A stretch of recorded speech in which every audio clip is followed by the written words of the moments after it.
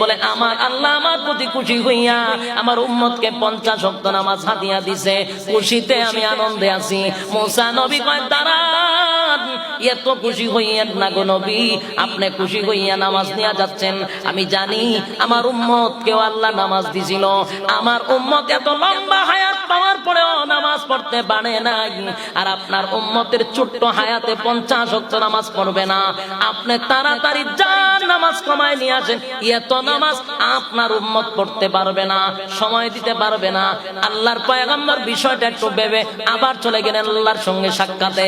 এবার সাক্ষাতে বলেন মালিক নামাজ একটু কমায়া দেন। আল্লাহ 5 ওয়াক্ত কমায়া দিলেন। আবার মুসা নবীর কাছে গেলেন, মাত্র 5 ওয়াক্ত কমাইছেন, হবে না, আবার যান আবার কমায় আসেন। নবী আবার গেলেন, আবার 5 ওয়াক্ত কমালেন, আবার গেলেন, আবার 5 ওয়াক্ত কমালেন, আবার গেলেন, আবার 5 ওয়াক্ত কমালেন, আবার গেলেন, আবার 5 ওয়াক্ত কমালেন। এইভাবে কমাইতে কমাইতে 9 বার গেছে। কয়বার?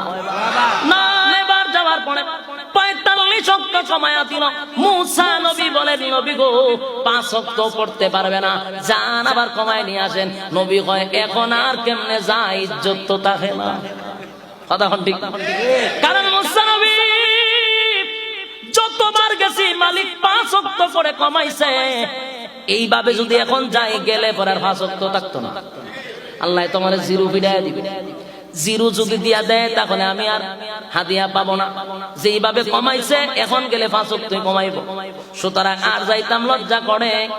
এবার 5 ওয়াক্ত লইয়া নবী যখন চলে আসবে, এমনি আওয়াজ আসতেছে, আল্লাহ বলতেছেন নবী গো আপনি যদি আমার কাছে এখন আবার আসতেন, আমি আর আপনাকে নামাজ দিতাম না, 5 ওয়াক্ত রেখে দিতাম। আমি আর আপনাকে দিতাম না, 5 ওয়াক্ত রেখে আপনাকে আমি খালি হাতেই দিয়া দিতাম, এটাই ছিল আমার সিদ্ধান্ত। কিন্তু আপনি নবী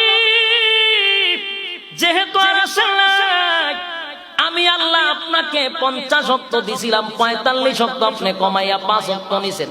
কিন্তু আমি আল্লাহ ডিউটি কমাইছি, কিন্তু বেতন কমাইছি না। সুবহানাল্লাহ বলেন। 50 ওয়াক্ত দিছিলাম, ডিউটি কমাইছি, কিন্তু বেতন কমাই নাই।